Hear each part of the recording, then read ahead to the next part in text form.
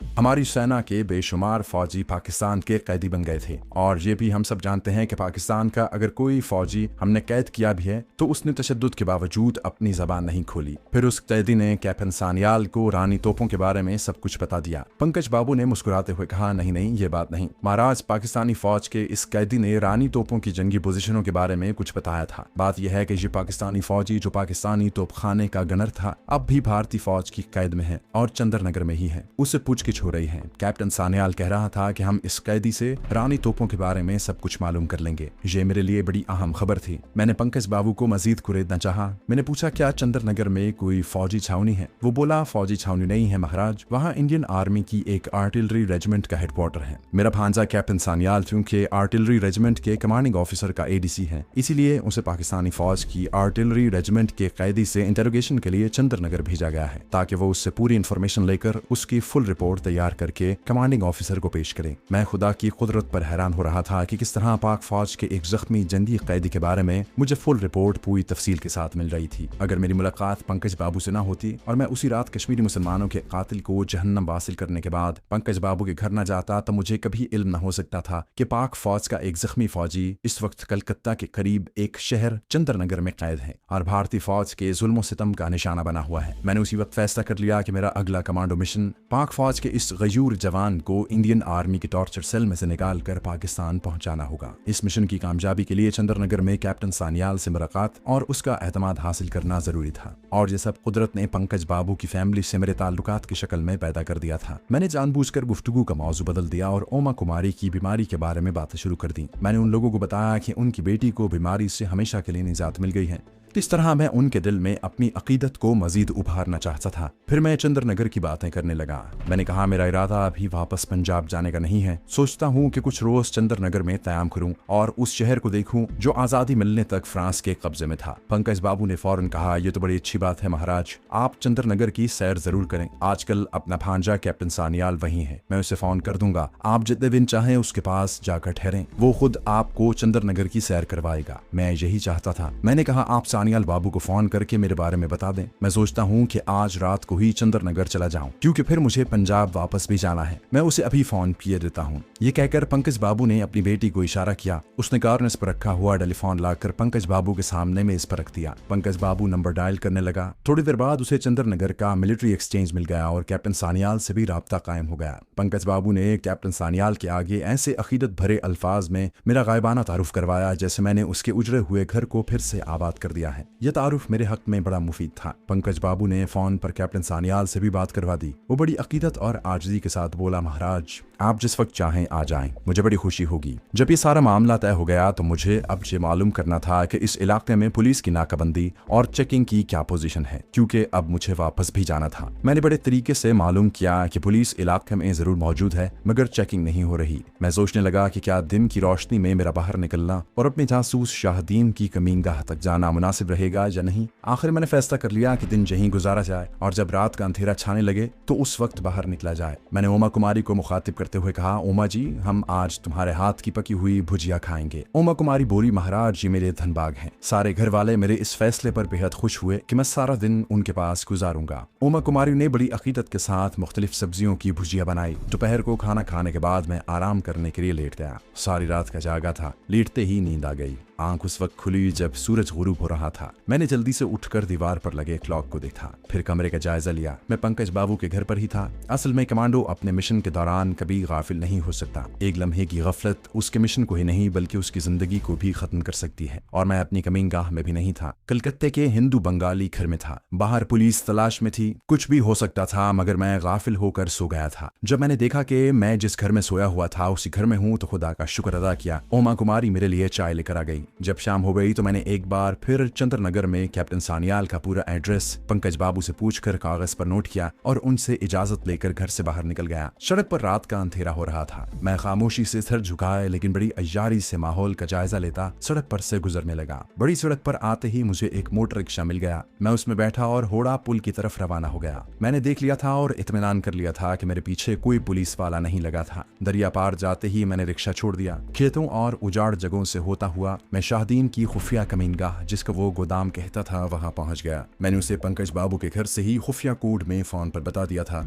दोस्तों, आगे बढ़ने से पहले आपसे गुजारिश है कि अगर आपने अभी तक इस चैनल को सब्सक्राइब नहीं किया तो इसे सब्सक्राइब कीजिए और वीडियो पसंद आने की सूरत में इसे लाइक, शेयर और कमेंट करके हमें बताइए कि आपको हमारी वीडियो कैसी लगी। तो आइए कहानी की तरफ चलते हैं कि मैं अंधेरा होते ही खुफिया कमीनगाह में पहुंच जाऊंगा। उसने कहा था कि वो रात के 10 बजे आएगा। मैं अकेला गोदाम के कमरे में चारपाई पर बैठा शाहदीन का इंतजार करने लगा। वो कोई 1.5-2 घंटों के बाद आया। मैंने उसे बताया कि कश्मीरी मुसलमान के कातिल को मैंने खत्म कर दिया है। वो बोला, मुझे शाम को ही पता चल गया था कि फौजी फाउंडेशन के दफातर के बाहर एक रिटायर्ड फौजी और उसके बॉडीगार्ड को कत्ल कर दिया गया है। हमने बेगुनाह निहत्ते कश्मीरी मुसलमानों के खून का बदला चुका दिया है। अब तुम्हारा क्या प्रोग्राम है? जब मैंने उसे बताया कि चंद्रनगर में पाक फौज का एक जख्मी सिपाही कैद है और उस पर तशद्दुद करके उससे पाक आर्टिलरी की रानी तोपों के बारे में पूछगिछ हो रही है। सितंबर की जंग में तो भारतीय फौज के बेशुमार फौजी पाकिस्तान ने कैदी बना लिए थे। पाकिस्तान का तो कोई भी फौजी इंडियन आर्मी का कैदी नहीं बना। यहाँ कलकत्ते में तो सभी यही कहते थे। मैंने कहा, ये जवान पाक फौज की तोप खाने का जवान है और चौंडा के महाज पर दोनों तरफ की अंधाधुंध गोलाबारी में जख्मी हो गया था और हिंदुस्तानी फौज के आदमी उसे उठाकर पीछे ले आए थे। ये तो उससे मिलने के बाद ही पता चल सकेगा कि वो जख्मी होने के बाद अपनी पोजीशन में वापस क्यों नहीं चला गया। शाहदीन कहने लगा, उस जवान को हिंदू वहशियाना टॉर्चर से बचाना हमारा फर्ज है। जिस तरह भी हो उसे चंद्रनगर से अपने साथ भगा कर यहाँ ले आओ। क्या तुम पहले कभी चंद्रनगर गए हो? मैंने कहा, मैं चंद्रनगर पहले कभी नहीं गया, मगर मैंने इस छोटे से शहर की तारीफ जरूर सुन रखी है। शाहदीन बोला, चंद्रनगर पर भारत के आजाद होने के बाद भी कुछ अरसा फ्रांस की हुकूमत का कब्जा रहा था। ये फ्रांस की वाहिद नौआबादी थी जो हिंदुस्तान में अभी तक कायम थी। फिर भारतीय हुकूमत ने फ्रांस की हुकूमत के साथ गुफ्तशुनीत से तय किया कि फ्रांस को भारत के शहर पर अपना कब्जा खत्म करके वापस जाना चाहिए। फ्रांस की हुकूमत ने उसे तस्लीम कर लिया और चंद्रनगर से अपना झंडा और बोरिया बिस्तर लपेट कर वापस चली गई। अब चंद्रनगर आजाद है और भारत का हिस्सा है। तुम होड़ा से नहीं बल्कि कलकत्ते के शालदा स्टेशन से चंद्रनगर की गाड़ी पकड़ो। यहाँ से ज्यादा फासला नहीं है, 1 घंटे में तुम चंद्रनगर पहुंच जाओगे। मैंने कहा, मैं सुबह मुंह अंधेरे चले जाना चाहता हूँ। शाहदीन बोला, मुझे मालूम नहीं कि इस वक्त कोई गाड़ी चंद्रनगर जाती है या नहीं। मैंने कहा, अगर थोड़ी देर बाद जाती होगी तो मैं वहाँ इंतजार कर लूंगा। शाहदीन ने बड़ी अकल की बात मुझे समझाई। इस तरफ मेरा ख्याल नहीं गया था। वो कहने लगा, तुम कलकत्ते में 2 आदमी कत्ल कर चुके हो और तुम्हारे बयान के मुताबिक खुफिया पुलिस वाले ने और सूबेदार दुर्गादास के बॉडीगार्ड ने तुम्हारी शक्ल देखी हुई है और चंद्रनगर कलकत्ते से कोई दूर पार का इलाका नहीं है। वहाँ भी कलकत्ते की पुलिस ही है। अगर तुम पहचाने गए तो लेने के देने पड़ जाएंगे। मेरा ख्याल है कि तुम हुलिया बदल कर वहाँ जाओ। मैंने कहा, लेकिन मैं दाढ़ी मूछें नहीं मुंडवा सकता। पंकज बाबू ने कैप्टन सानियाल को मेरे बारे में बता दिया है। शाहदीन ने मेरी बात काटते हुए कहा, उसने टेलीफोन पर कैप्टन सानियाल को ये तो नहीं बताया कि तुम्हारी दाढ़ी कितनी लंबी है। तुम दाढ़ी साफ कर लो, इस तरह तुम्हारी शक्ल में काफी फर्क पड़ जाएगा। शाहदीन का मशवरा बड़ा मुनासिब था। मैंने वहीं कैंची लेकर अपनी दाढ़ी मूछों के बाल काफी हद तक काट दिए। शाहदीन ने मेरी तरफ देखकर कहा, ज्यादा फर्क नहीं पड़ा, इसे और काटो। मैंने दाढ़ी मूछों के बाल काट कर बड़े छोटे छोटे कर लिए और सर के बाल भी पीछे से काफी काट डाले। जैकेट पतलून की जगह खद्दर का लंबा कुर्ता और पाजामा पहन लिया। गले में खद्दर का थैला था। जहरीली सुइयों वाला बॉल पॉइंट मैंने कुर्ते की बगली जेब में संभाल कर रख लिया। खद्दर के थैले में रुमाल, टूथपेस्ट, ब्रश वगैरह डाल दिया। शाहदीन कहने लगा, अब तुमको पहचानना आसान नहीं। दाढ़ी वाले हुलिये के साथ पुलिस तुम्हें फौरन पहचान सकती थी। शाहदीन उस रात खुफिया कमीनगाह में ही रहा। सुबह सुबह हम वहां से चल पड़े। शाहदीन ने मुझे कलकत्ते के दूसरे बड़े स्टेशन स्यालदा पर उतार दिया और खुद आगे चल दिया। स्यालदा स्टेशन भी कलकत्ते के होड़ा स्टेशन की तरह ही था। लंबे लंबे कुशादा प्लेटफॉर्म,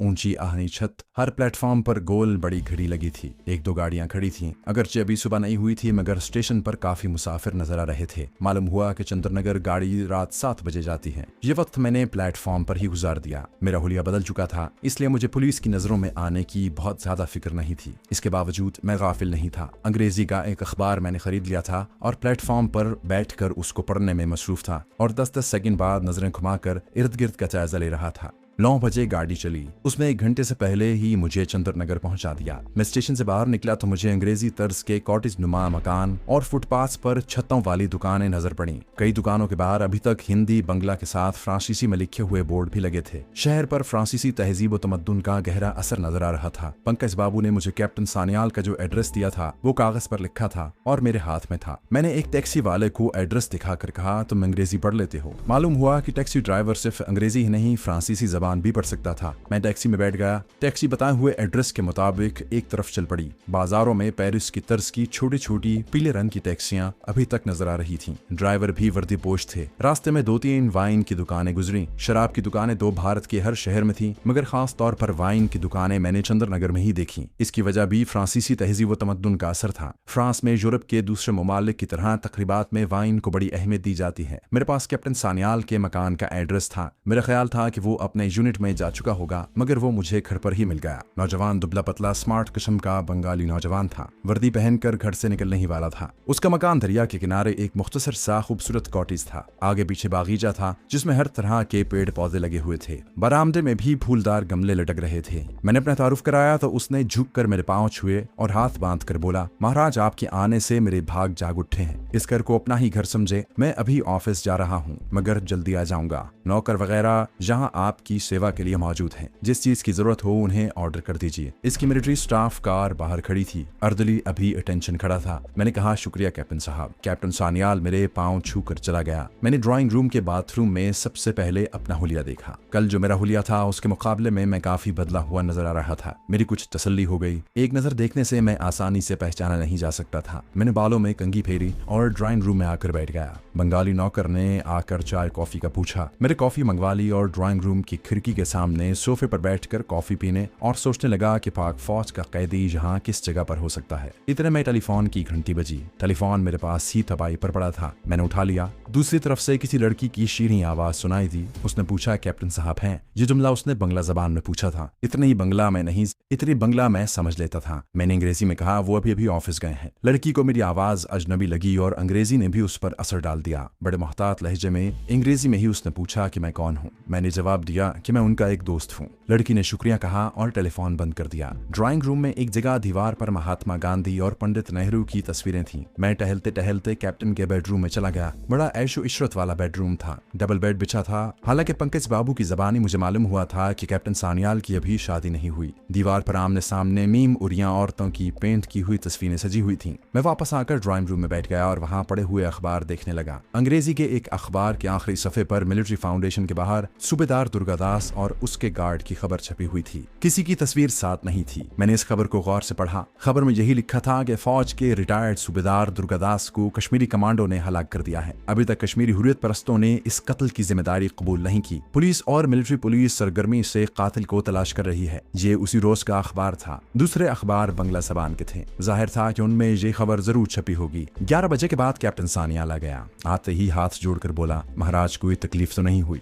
मैंने कहा, अरे नहीं सान्याल जी, मैं तो बड़े मजे से रहा हूँ। बस अब वक्त निकाल कर मुझे चंद्रनगर की सैर करा दें, इसी गरज से मैं यहाँ आया हूँ। कैप्टन सान्याल मेरे सामने अदब से बैठा था। कहने लगा, महाराज आपने उमा कुमारी को अच्छा किया। हमारी फैमिली पर जो एहसान किया हम उसे कभी नहीं भूल सकते। मैंने कहा, वो तो मेरा फर्ज था कैप्टन साहब। फिर मैंने उसे बताया कि एक लड़की का फोन आया था। उसने नाम बताया था महाराज। मैंने कहा, नहीं नाम नहीं बताया, तुम्हारा पूछा था। मैंने कहा, कैप्टन साहब ऑफिस गए हुए हैं। बंगाली कैप्टन के चेहरे पर खुशगवार सी मुस्कुराहट फैल गई। टानता होगी। फिर ये कहकर दूसरे कमरे में चला गया कि महाराज मैं कपड़े बदल लूं, फिर शहर की सैर को चलते हैं। मैंने गाड़ी इसीलिए वापस नहीं जाने दी। थोड़ी देर बाद कैप्टन सान्याल के साथ स्टाफ कार में बैठा चंद्रनगर की जदीद और पुरौनक इलाकों से गुजर रहा था। दरियाए हुगली चंद्रनगर शहर के पहलू में बहता है। घाट पर आकर हमने कश्ती ली और दरिया की सैर करने लगे। कैप्टन सान्याल ने कहा, महाराज पंकज बाबू ने फोन पर मुझे बताया था कि आप वैद भी हैं और ज्योतिष का ज्ञान भी रखते हैं। मैं इस बंगाली कैप्टन को किसी लालच में फांसना चाहता था। उसने खुद ही मुझे उसका मौका फराहम कर दिया था। मैंने कहा, सान्याल जी असल में तो मैं ज्योतिषी ही हूँ। आयुर्वेद का इल्म तो मैंने अपने शौक से हासिल किया है। जरा हाथ दिखाओ अपना। उसने फौरन अपना हाथ मेरे आगे कर दिया। किसी भी ज्योतिषी को हाथ दिखाना और किस्मत का हाल मालूम करना इंसान की बड़ी कमजोरी होती है। मैं उसकी हथेली की लकीरों को यूं ही देखने लगा। हालांकि मुझे कुछ मालूम नहीं था कि इन आड़ी तिरछी लकीरों का क्या मतलब निकलता है। मैंने अदाकारी करते हुए अपने चेहरे पर हैरत और ताज्जुब का तासुर लाते हुए कहा, कैप्टन सान्याल तुम्हारा हाथ बहुत कुछ बता रहा है। मैं देख रहा हूँ कि बहुत जल्द तुम्हारी जिंदगी में एक ऐसा हादसा होने वाला है जो तुम्हारी जिंदगी में जबरदस्त इनकलाब लाएगा। फिक्र न करो, ये इनकलाब बड़ा खुशगवार पार होगा।